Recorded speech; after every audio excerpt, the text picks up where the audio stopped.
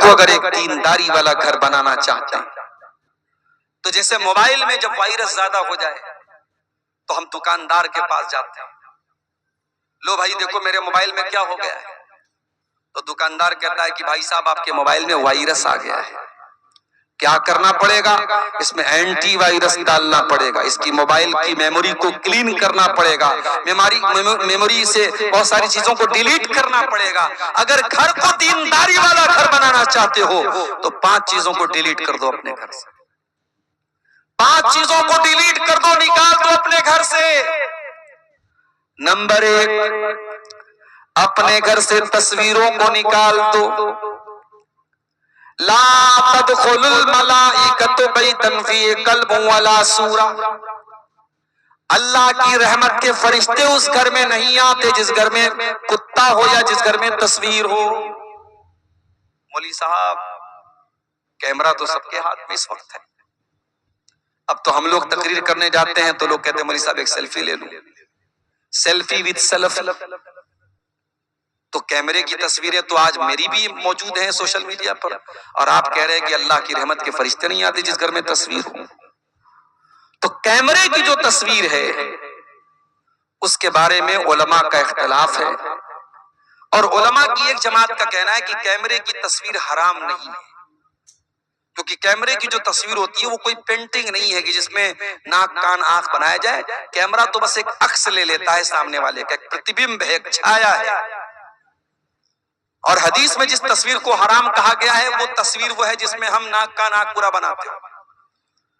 لیکن آپ یہ سوچئے مورتی کی شکل میں یا پینٹنگ کی شکل میں، کسی بھی شکل میں، مورتی تو بہرحال اس کو مجسمہ بولتے ہیں، لیکن آج کے زمانے میں بھی پینٹنگ الگ ہوتی ہے۔ آپ نے سنا ہوگا مقبول فدا حسین نام کا ایک آدمی تھا، وہ پینٹر تھا بہت بڑا، اس کی پینٹنگ کروڑوں میں بکتی تھی۔ تو پینٹنگ ایک الگ چیز ہے، کیمرے کی تصویر ایک الگ چیز ہے۔ پھر بھی بہت سارے علماء کا یہ کہنا ہے کہ کیمرے کی تصویر سے بھی ہمیں پرہیز کرنا چاہیے، اور کیمرے کی تصویر کو پرنٹ کر کے اس کو البم بنانا اور کمرے میں سجانا۔ میں ایک مکان میں گیا، ایک صاحب اپنے کمرے میں، جو ہم لوگ کہیں جاتے ہیں تو آدمی سوچتا ہے کہ اچھی مہمان نوازی اچھی کی جائے، وہ اپنے کمرے میں لے کے گئے تو دیکھا کہ کمرے کے کنارے ایک تصویر لگی ہے، ایک طرف محترم کی تصویر، ایک طرف محترمہ کی تصویر ہے۔ شادی کی سالگرہ پر انہوں نے اپنی بیوی کو سرپرائز دیا تھا۔ میں نے پوچھا تو شرمانے لگے، میں نے کہا بھیا اس تصویر کو الماری میں رکھ دو، یہ کیوں یہاں پہ آپ باہر لگائے؟ تو تصویر آج ہمارے گھروں میں باقاعدہ البم کی شکل میں کمروں میں لوگ لگا رہے ہیں، یہ غلط ہے، اور ہمیں اور آپ کو اس سے پرہیز کرنا چاہیے، تصویروں کو گھر سے نکال۔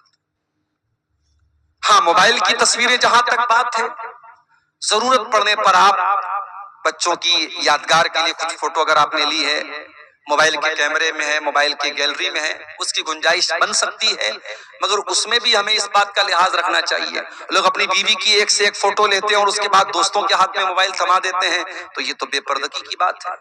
آپ کی بیوی کا فوٹو آپ کا دوست دیکھے یہ تو غلط بات ہے۔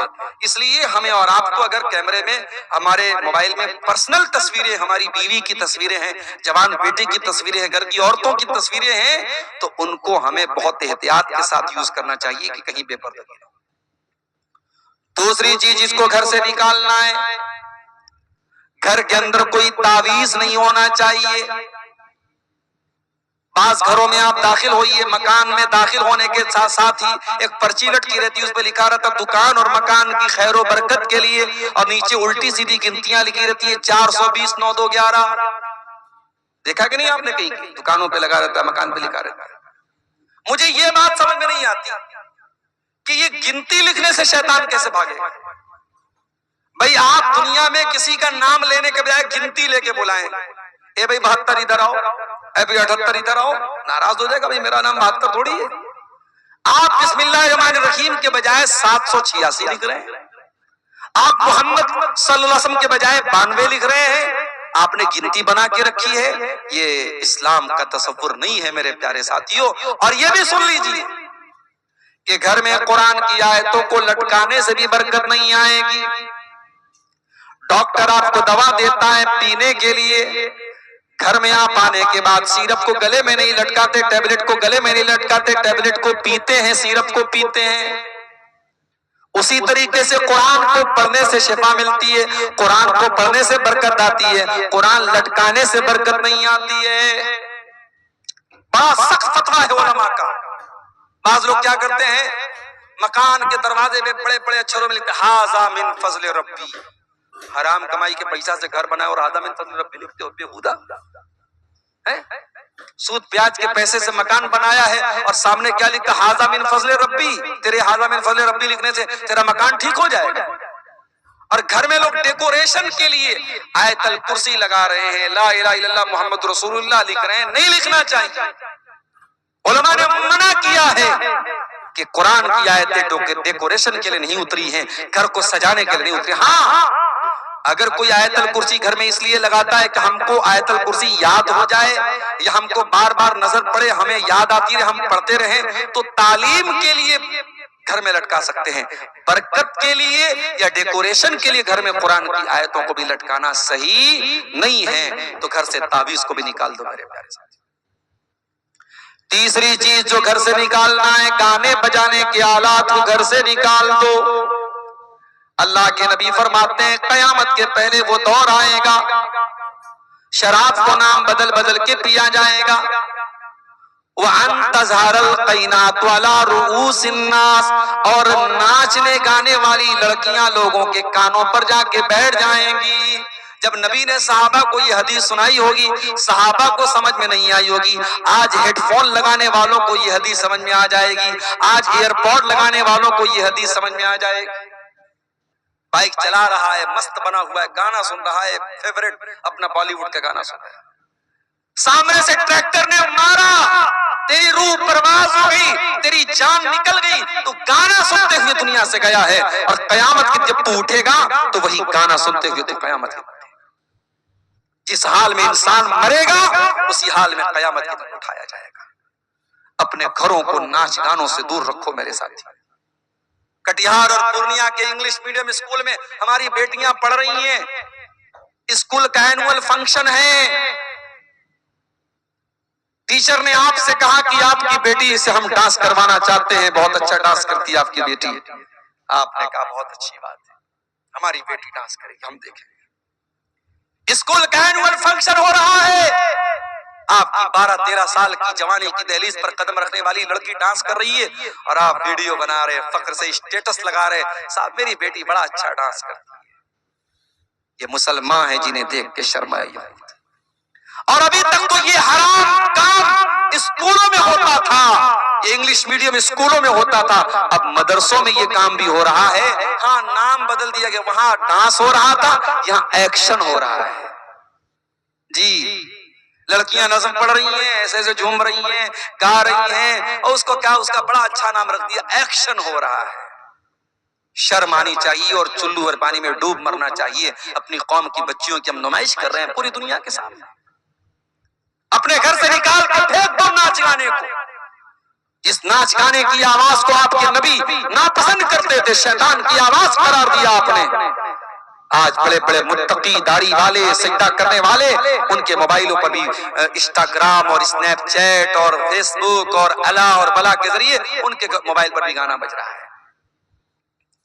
चौथी चीज जो घर से निकाल के बाहर फेंकना है, एंटीवायरस डालना है, वायरस निकाल देना है। बेहयाई को अपने घर से निकाल दो, बेपर्दगी को निकाल दो। कहीं ऐसा ना हो कि साल के 359 दिन तो आपके घर में पर्दा होता हो, लेकिन शादी वाले दिन आपने भी अपनी आंखें बंद कर ली। मौलवी आज तो शादी है, आज इजाजत है बेपर्दगी। कुरान की कौन सी आयत है और नबी अकरम की कौन सी हदीस है जो शादी ब्याह के मौके पर आपके घर की औरतों को खूबसूरत कपड़े पहन के, लिपस्टिक लगा के, पाउडर लगा के, क्रीम लगा के, सज करके, संवर करके दुनिया के सामने नुमाइश करने की इजाजत देती है? और मुझे तो हैरत होती है कि आपके सीमांचल के जलसों में भी औरतें आती हैं और बाकायदा तैयार होकर के माएं अपनी बच्चियों को तैयार करके लेके जाती हैं और बगैर किसी पर्दे के खूबसूरत मेकअप से सजा करके, सवार करके उन लड़कियों को जलसों में लेकर के आया जाता है। माफ करना मेरे प्यारे भाइयों, اکبر الہ آبادی نے بالکل صحیح کہا تھا، بے پردہ نظر آئیں کل جو چند بیویاں، اکبر زمین میں غیرت قومی سے گڑ گیا۔ پوچھا جو ان سے آپ کا پردہ وہ کیا ہوا؟ کہنے لگی کہ عقل پہ مردوں کے پڑ گیا۔ جب عورت کا پردہ اترتا ہے تو سب سے پہلے مردوں کی عقل پہ جا کے چڑھ جاتا ہے۔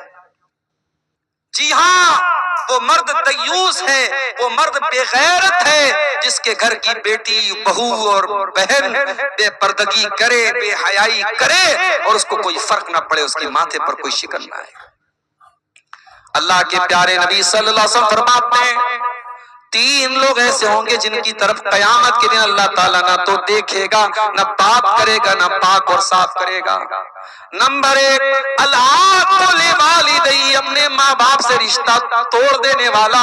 نمبر 2 المرأۃ المترجلہ، مردوں کی نقل کرنے والی عورت۔ اور نمبر 3 الدیوس، وہ بے غیرت مرد جس کے گھر میں بے غیرتی ہو رہی اور اس کو کوئی فرق نہ پڑ رہا۔ تو بے حیائی کو گھر سے نکال دو میرے ساتھی۔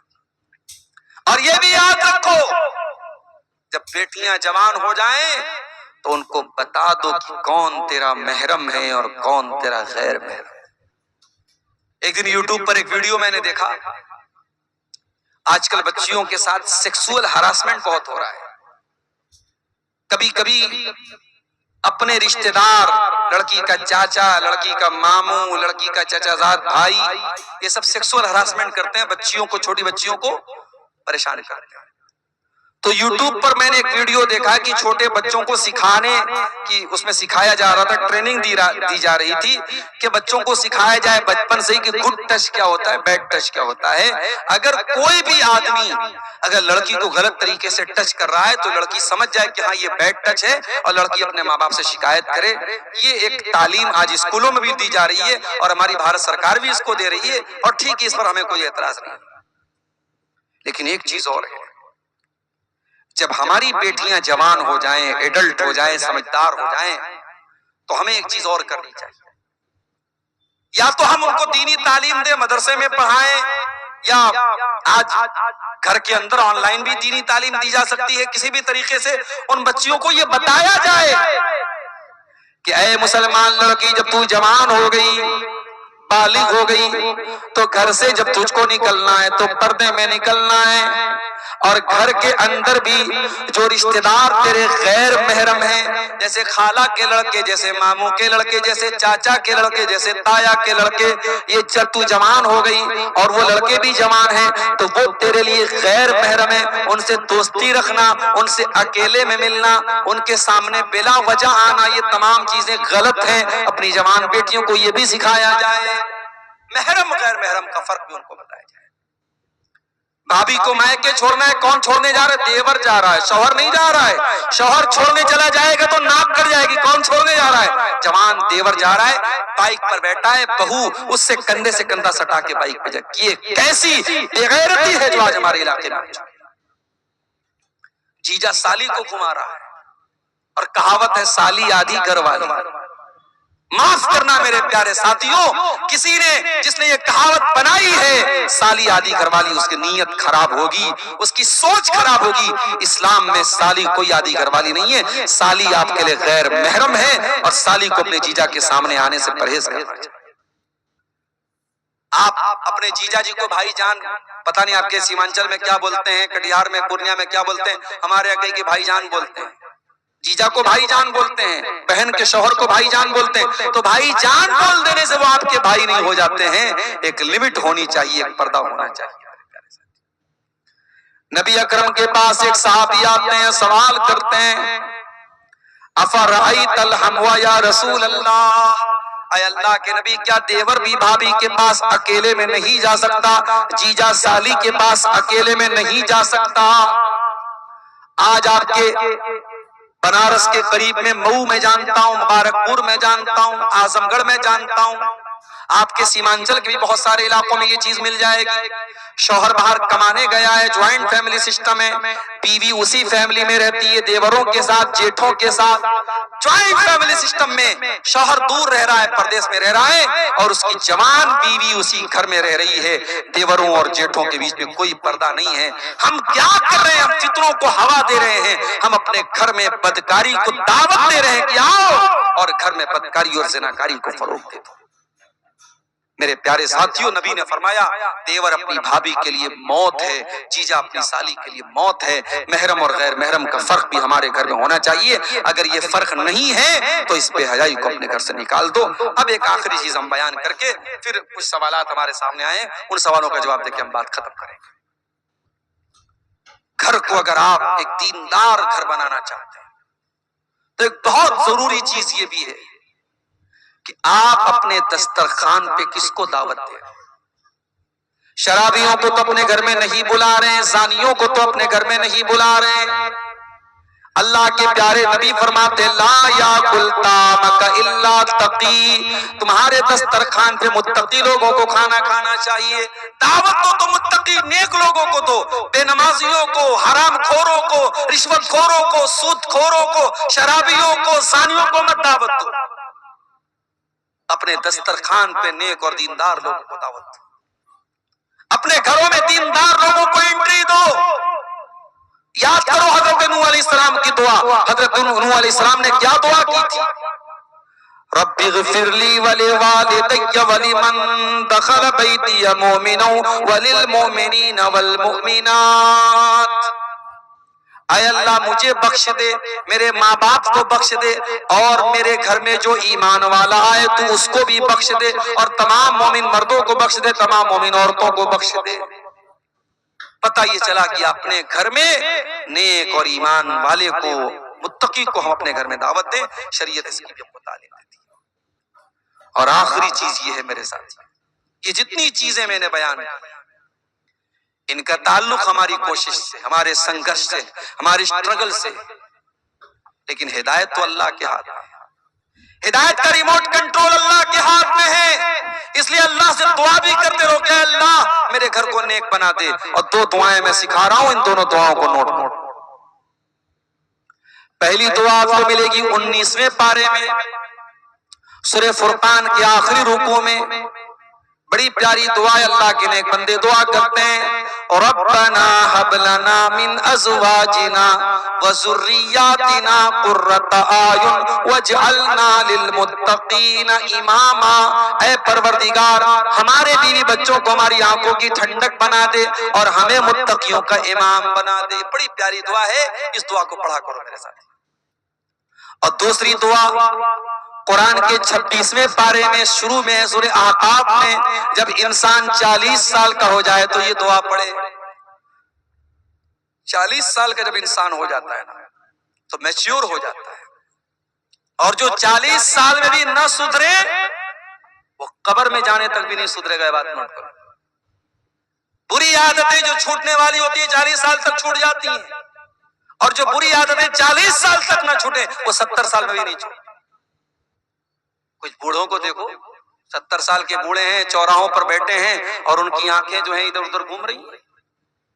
وہ جوانی کی شرارتیں بڑھاپے میں, ہاتھوں میں جنبش نہیں, پیروں میں طاقت نہیں, مگر وہ شرارتیں بڑھاپے میں بھی زندہ رہتی ہیں بعض بوڑھوں کے اندر. تو 40 سال انسانی زندگی کا بڑا اہم پوائنٹ ہے. اسی لیے اللہ نے 40 سال کا ہونے کے بعد یہ دعا سکھائی, اور رب اوزعنی ان اشکر نعمتک التی انعمت علی وعلی والدی وان اعمل صالحا ترضی واصلح لی فی ذریتی. بڑی پیاری دعا ہے. اے اللہ مجھے توفیق دے کہ میں تیری نعمتوں کا شکریہ ادا کروں. جو نعمتیں تو نے مجھ کو دی اور میرے ماں باپ کو دی, اور اے اللہ مجھے توفیق دے کہ میں ایسا نیک عمل کروں جس سے تو خوش ہو جائے. وَأَصْلِحْ لِي فِي ذُرِّيَّتِي, اور اے اللہ میری اولاد کی تو اصلاح کر دے, میری اولاد کو نیک بنا دے, میری اولاد کو اچھا بنا دے. یہ بڑی پیاری دعا, یہ دونوں دعائیں پڑھا کرو میرے ساتھ. دعائیں پڑھا کرو، اللہ سے تعلق مضبوط رکھو، انشاءاللہ اللہ آپ کے گھر کی حفاظت کرے گا۔ یہ سوال ایک آیا تھا، ہمارے گاؤں کی جمعہ کی مسجد میں عورت کی جگہ ہے تو کیا عورت جمعہ کی نماز مردوں کے ساتھ پڑھ سکتی ہے؟ پڑھ سکتی ہے نہیں، پڑھنا چاہیے۔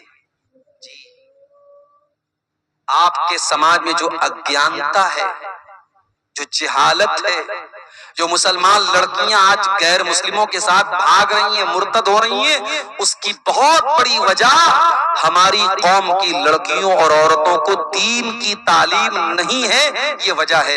اور جمعہ کی نماز میں اگر پردے کا ارینجمنٹ ہے تو آپ عورتوں کے لیے بالکل انتظام کیجئے۔ میں جھارکھنڈ میں بعض علاقوں میں گیا اور باقاعدہ میں نے وہاں جمعہ کے خطبے میں تقریر میں کہا کہ آپ اپنے عورتوں کا انتظام کیجئے، اور الحمدللہ میرے کہنے کا ان لوگوں نے ان کے اوپر اثر بھی ہوا اور وہاں عورتوں کا سلسلہ شروع ہوا۔ ہاں، عورتیں جمعہ میں آئیں گی، پردے کے ساتھ آئیں گی، پردے کا لحاظ رکھیں گی، عورتوں کی انٹری الگ ہو، ان کا دروازہ الگ ہو، پردے کا پورا انتظام ہو، مردوں کی نظر عورتوں پر نہ پڑتی ہو۔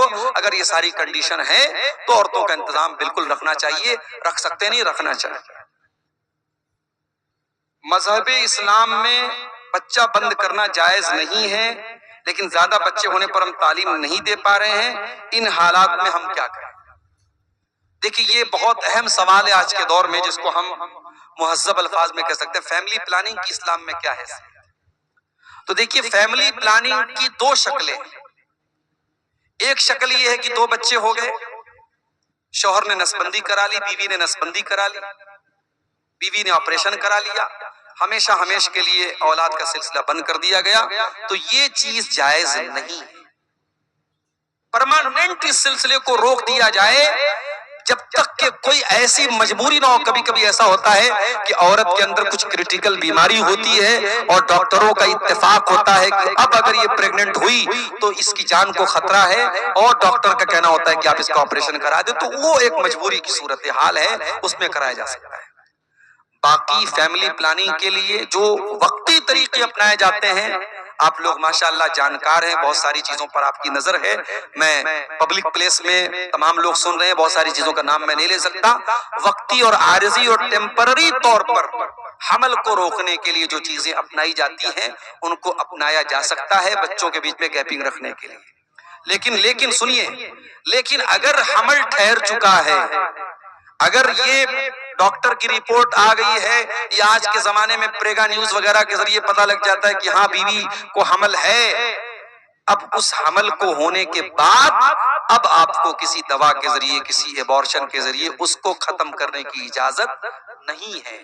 اس کے پہلے، حمل کے پہلے کے جو راستے اور جو طریقے ہیں وقتی طور پہ روکنے کے، آپ ان کے بارے میں معلومات کر کے ان کو اپنا سکتے ہیں، لیکن حمل ٹھہرنے کے بعد کسی بچے کو، چاہے وہ ابھی صرف حمل کی شکل میں ہے، اسے قتل کرنے کی اجازت اسلام میں بالکل بھی نہیں ہے۔